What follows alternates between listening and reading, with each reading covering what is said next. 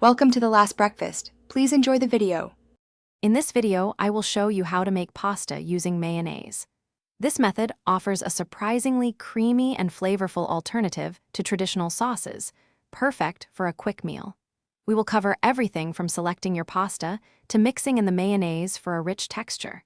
Get ready to transform simple ingredients into a delightful dish in just a few easy steps. It is a fantastic way to add a unique twist to your weeknight dinners. To begin, let's gather our essential ingredients.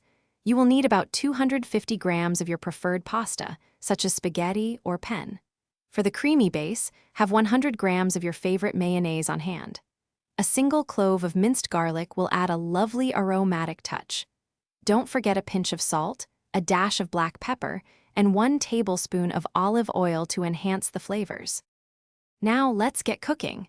Boil your pasta in salted water until it is perfectly al dente, which usually takes about 8 to 10 minutes. Once cooked, drain the pasta, but remember to reserve approximately 1/4 cup of the starchy pasta water. In a separate large bowl, whisk together the mayonnaise, minced garlic, and the tablespoon of olive oil. Then, gently fold the warm, drained pasta into this creamy mixture.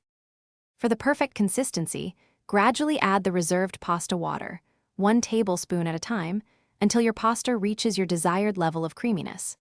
Now is the time to season your dish generously with salt and freshly ground black pepper, adjusting to your personal preference. For a vibrant finish, consider garnishing with some fresh chopped parsley or chives. Serve your delicious mayonnaise pasta immediately and enjoy this unique, comforting meal.